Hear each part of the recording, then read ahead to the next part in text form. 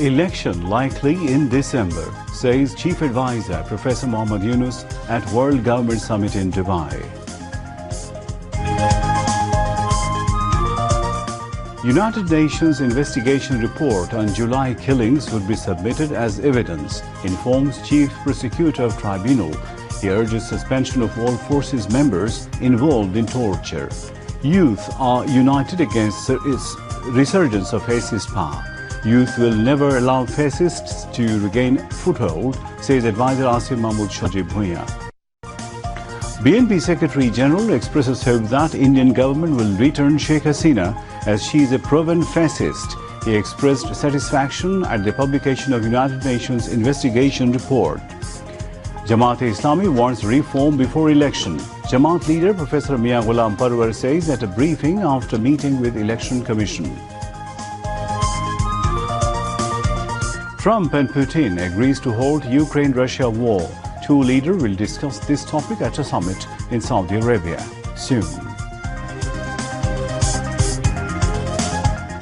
And Bangladesh national cricket team will leave Dhaka for Dubai tonight to take part in ICC Championship Trophy.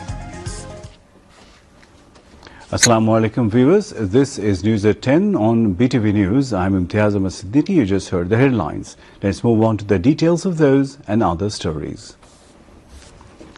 Chief Advisor Professor Mohammad Yunus has said that the national election could be held in December. He said this while joining an interactive plenary session at the World Government Summit 2025 in Dubai today. The session was moderated by Becky Anderson of CNN at the WGS conference venue. In response to a query, Professor Yunus said that some of the interim government's priorities include ensure law and order and rebuild the country, society and institutions, which he said had completely failed under the previous autocratic government led by Sheikh Hasina.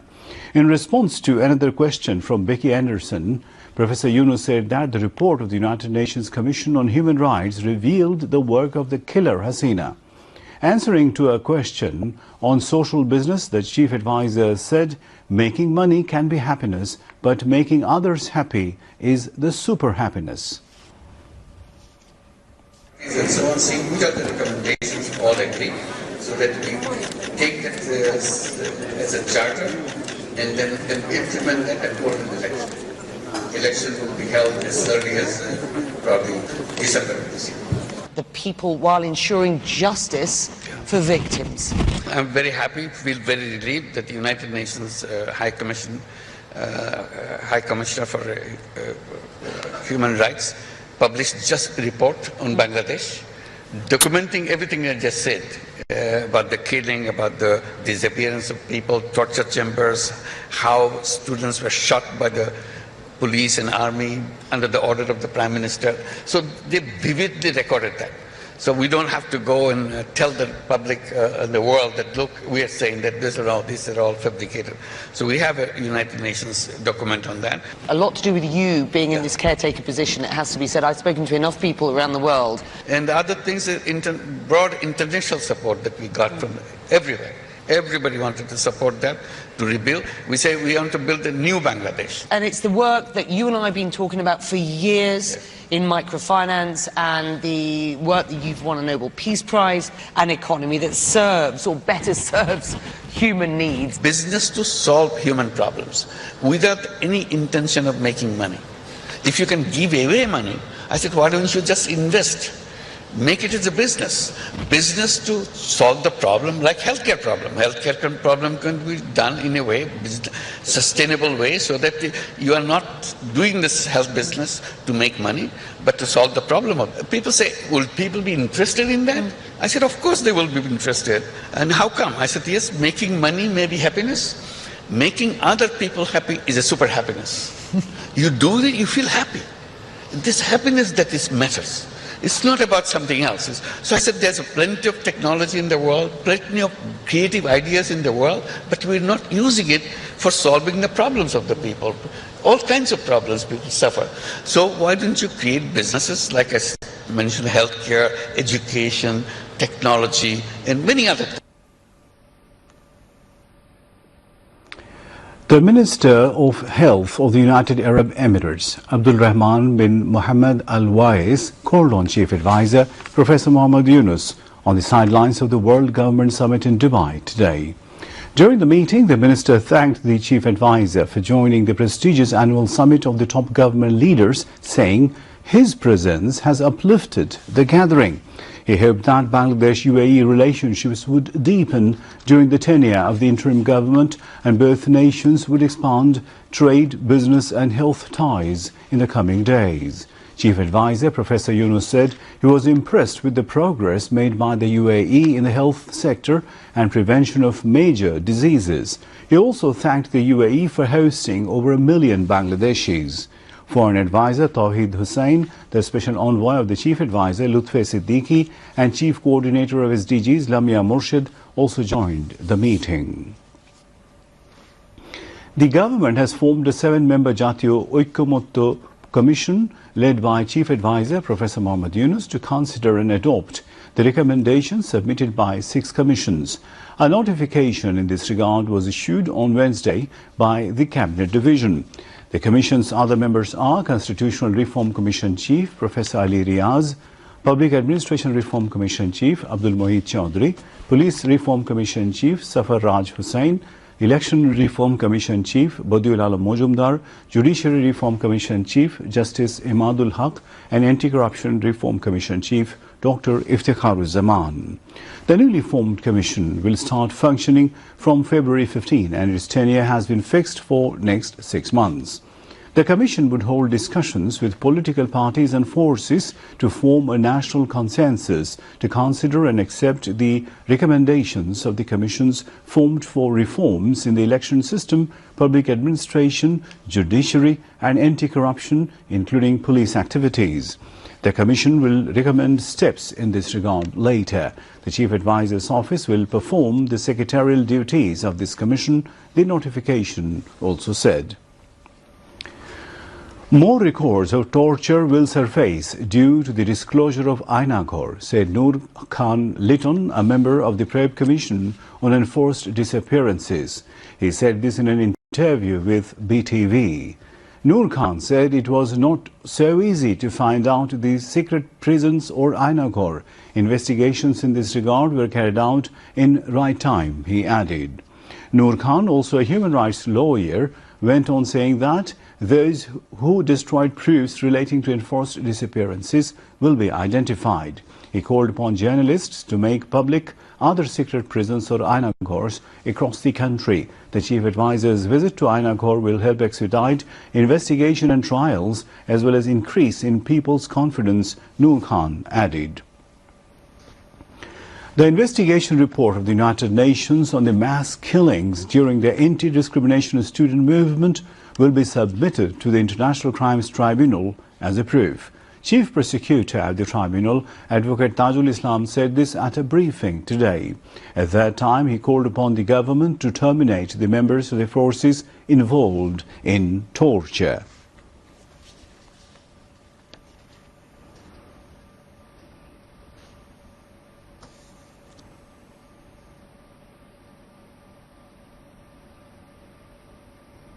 The BNP has filed allegations with the International Crimes Tribunal accusing 500 people, including fascist Sheikh Hasina, as main culprit on charges of killings its leaders and activists across the country during the anti-discrimination student movement.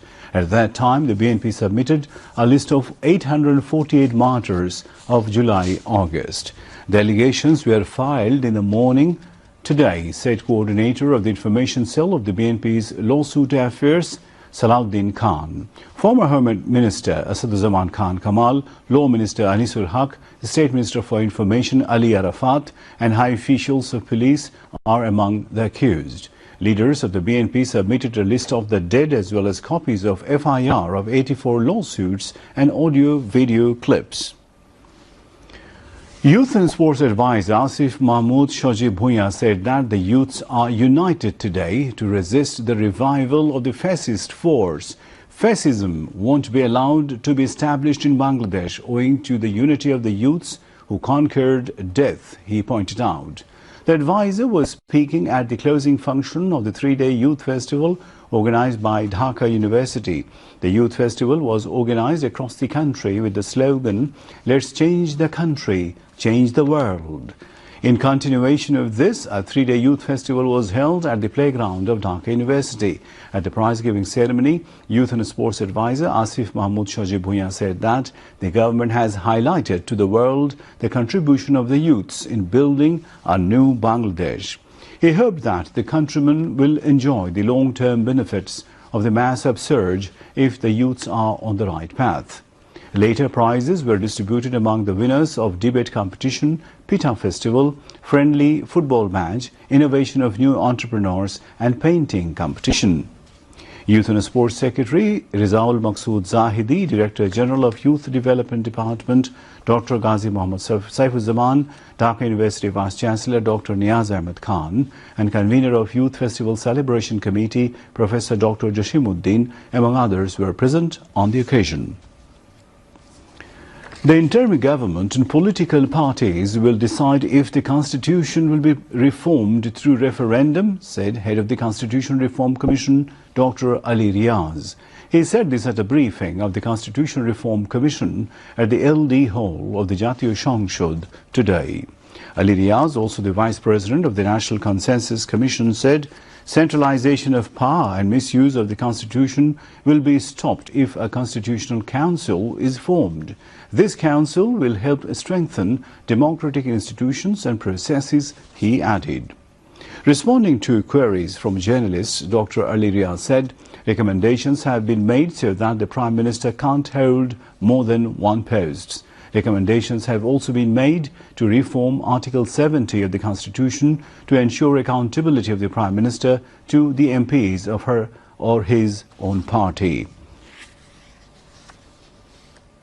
Home Advisor, retired Lieutenant General Jahangir Alam Chaudhry has said foreign travellers will get on-arrival visas in Bangladesh within 10 minutes at the airports.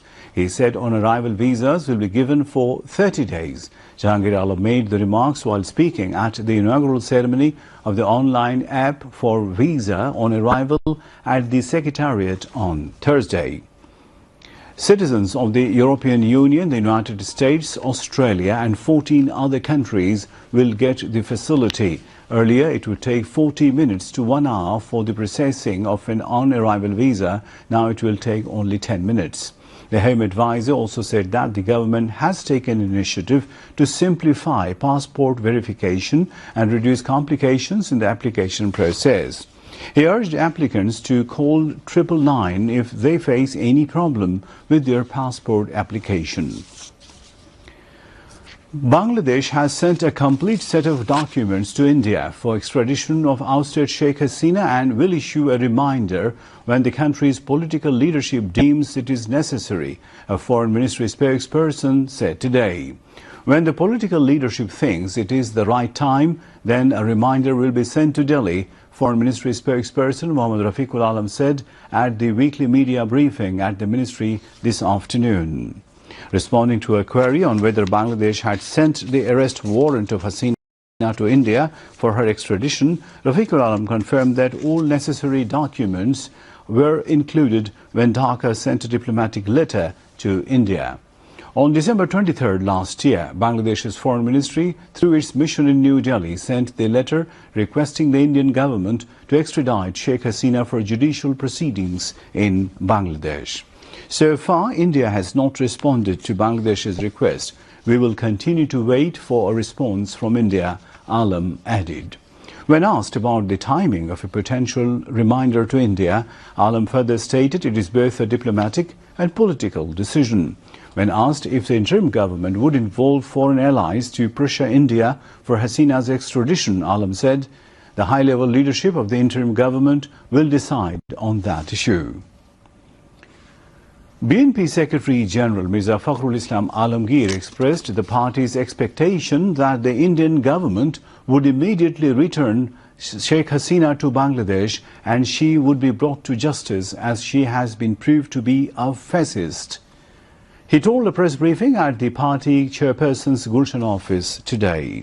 Mirza Fakhrul Islam Alamgir said that the genocide that took place was at Hasina's order and all the human rights violations that have taken place in Bangladesh were at her directives. The UN report revealed that destruction of democracy and institutions took place at Hasina's order, he said. Earlier, British Deputy High Commissioner to Bangladesh, James Goldman, held an hour-long meeting with BNP Secretary General and the party's organising secretary, Shama Ubaid. Coincidentally, the British High Commissioner, Sarah Cook, is scheduled to meet BNP Acting Chairman Tariq Rahman in London. At this meeting, said Mirza Fakhrul. Mirza Fakhrul said, enforced disappearances and killings are not just carried out against a particular group, rather the people of Bangladesh. A 6-member delegation of Bangladesh Jamaat-e-Islami has held a meeting with Chief Election Commissioner AMM Nasiruddin and other commissioners. The meeting was held today at the Election Commission building in the capital's Agargaon. While briefing after the meeting, Jamaat-e-Islami Secretary General Mia Ghulam Parwar said, there should be no election in the country without necessary reformations. He said that holding election without reforms will not ensure a free and fair election. Therefore, Bangladesh Jamaat-e-Islami does not want an election before the necessary reformations are implemented. Mia Ghulam Parwar said they have placed 23-point demand on behalf of Jamaat-e-Islami. He said Jamaat wants local government elections before the national election based on the people's demands. Jamaat-e-Islami's Secretary General called for the repeal of the strict regulations in the law regarding the registration of political parties. In response to a question, the Jamaat Secretary General said that Jamaat is preparing to contest in all 300 constituencies and has finalized its candidates. Currently, the issue of Jamaat's registration is pending in the court. He also expressed hope that Jamaat would receive fair justice and be granted the scale symbol.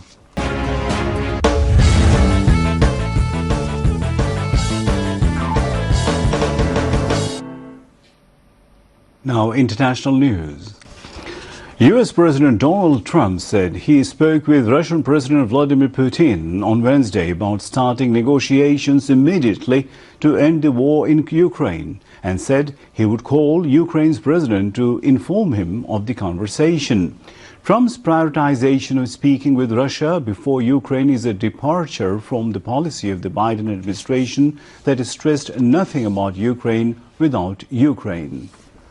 We have also agreed to have our respective teams start negotiations immediately, and we will begin by calling President Zelensky of Ukraine to inform him of the conversation, something which I will be doing right now, Trump said in a post on his social media platform. Trump said the two leaders agreed on the pressing need to stop the killing in Ukraine. The war began 3 years ago when Moscow invaded its neighbor.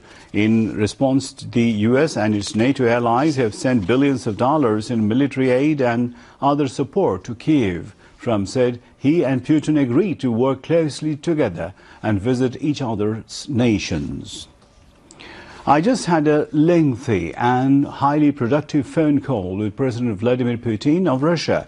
We discussed Ukraine, the Middle East, energy, artificial intelligence, the power of the dollar, and the various other subjects, he said. Trump, who has repeatedly said he wants to end the war in Ukraine swiftly after hundreds of thousands of deaths, said on Sunday he thought he was making progress towards that goal, though he has not set out how he aims to end the conflict. A Hamas delegation is in the Egyptian capital Cairo for talks as Egypt and Qatar scramble to rescue the fragile ceasefire deal between Israel and the Palestinian group. Hamas official Mahmoud Mardawi said there are positive signals that 3 Israeli captives will be released as planned on Saturday. But the group has not received a commitment from Israel that it would adhere to the deal. The comment comes as Israel issued more threats to resume the war in Gaza, with its defense chief warning of a different intensity altogether and threatening to realize US President Donald Trump's vision to ethically cleanse the Palestinian enclave. Meanwhile, Israeli forces killed at least one Palestinian in southern Gaza and continued its siege on the north of the occupied West Bank, forcing hundreds more people to flee their homes in the Nur Shams refugee camp. Turkish President Recep Tayyip Erdogan has arrived in Pakistan for a two-day visit to boost trade and military ties between Ankara and Islamabad. Erdogan, accompanied by a high-level delegation and his First Lady, arrived in Pakistan's capital late on Wednesday and was scheduled to hold high-level meetings on Thursday. He was greeted by his Pakistani counterpart Asif Ali Zardari, Prime Minister Shehbaz Sharif and other senior government officials. President Erdogan was received at the airport with red carpet treatment and a 21-gun salute. Later, as he arrived at the Prime Minister's house, he was given Guard of Honor and Air Force jets did a flypast in honor of the Turkish president, said Al-Jazeera's Kamal Haider, reporting from the capital Islamabad. Erdogan is visiting Pakistan at the invitation of Sharif, according to a statement released by the Ministry of Foreign Affairs. Analysis said Erdogan's visit is crucial as the two nations deal with the geopolitical changes in the region and in the West, including the return of US President Donald Trump to the White House. When Indian Prime Minister Narendra Modi visits Washington and meets President Donald Trump later on Thursday, there will be some warm hugs and shared loves, but that will not be all. Trump and Modi have developed a strong personal rapport over the years, marked by high-profile meetings and joint appearances. This time, they will also hold a joint press briefing, according to the White House. Since their first meeting in Washington in 2017, their bond has grown through other events, including joint appearances at massive rallies in Houston and Ahmedabad. Their chemistry stems from shared worldviews and politics and a mutual strategic focus on countering China, a concern that has also strengthened the broader US-India partnership. Modi will reportedly meet several members of Trump's cabinet as well as US business leaders and members of the Indian-American community. He may also meet SpaceX and Tesla chief Elon Musk. Modi, keen to scale up India's burgeoning electric vehicle sector, would be happy if Musk opened a Tesla factory in India. For the first time in nearly 2 years of war, soup kitchens in famine-stricken Sudan are being forced to turn people away, with US President Donald Trump's aid freeze gutting the life-saving schemes. People will die because of these decisions, said a Sudanese fundraising volunteer who has been scrambling to find money to feed tens of thousands of people in the capital, Khartoum. We have 40 kitchens across the country feeding between 30,000 to 35,000 people every day, another Sudanese volunteer told AFP, saying all of them had closed after Trump announced the freezing of foreign assistance and the dismantling of the United States Agency for International Development, USAID. Women and children are being turned away and we can't promise them when we can feed them again, she said, requesting anonymity for fear that speaking publicly could jeopardize her work. Since April 2023, Sudan has been torn apart by a war between its regular army and the paramilitary rapid support forces. In addition to killing tens of thousands of people and uprooting over 12 million, the war has pushed 5 areas of the country into famine and nearly 25 million people into acute food insecurity. In much of Sudan, community-run soup kitchens are the only thing preventing mass starvation, and many of them rely on US funding. Back to home news. Amar Bangladesh AB party today staged rally in capital demanding speedy trial of all killers involved in organized enforced disappearances, mass murder and Ainaghor brutality during fascist Hasina government regime. Among others, Chairman of AB Party Mujibur Rahman Manzoor and General Secretary Barrister Asaduzzaman Fuad and central leaders addressed on the occasion. They said United Nations report has painted pictures of all misdeeds and brutal history of fascist Hasina. The speakers demanded speedy legal actions aimed at arresting fascist Hasina and her allies. Information Secretary Mahbooba Farzana informed that 35 new posts have been created to make the Bangladesh Betar more flourishing. The Information Secretary made the disclosure at a discussion marking the World Radio Day in Dhaka today. Speaking on the occasion, she said that Bangladesh Betar must be reached at the doorstep of the people exclusively through airing entertainment and information-rich realistic programs as well as pragmatic news items. Director General of Bangladesh Betar, ASM Zahid, presided over the discussion meeting.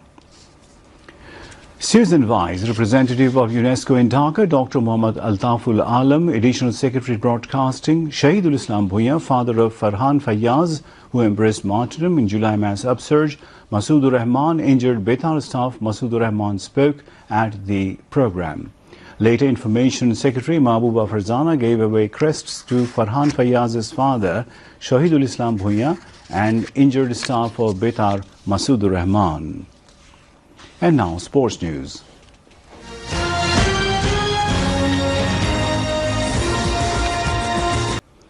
Bangladesh national cricket team led by Najmul Hussain Shanto will fly to United Arab Emirates tonight to start their ICC Champions Trophy campaign. The Tigers will leave Dhaka at 1 a.m. this midnight. Bangladesh will play their first match against India at Dubai International Stadium on February 20. Following the Indian match, Bangladesh will travel to Rawalpindi, Pakistan for their group stage matches against New Zealand on February 24 and Pakistan on February 27 respectively. Meanwhile, Bangladesh Cricket Board has announced that Mehdi Hassan Miraj will serve as the team's vice-captain in the Champions Trophy. To end the bulletin, headlines once again. Election likely in December, says Chief Advisor Professor Muhammad Yunus at World Government Summit in Dubai.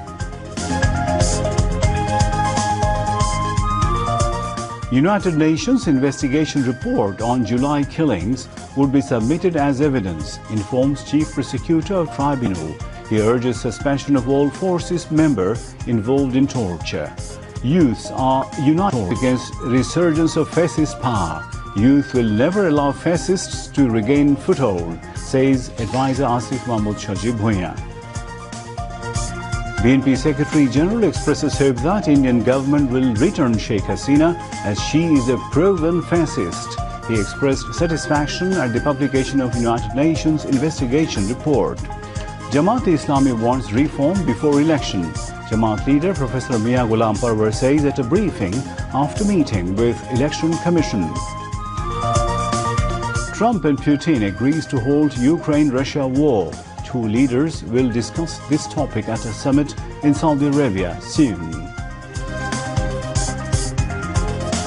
And Bangladesh national cricket team will leave Dhaka for Dubai tonight to take part in ICC Championship Trophy. And that's all from the newsroom for the moment. Thank you for being with us. Our news bulletin is coming up in Bangla at midnight tonight. Until then, Allah Hafiz.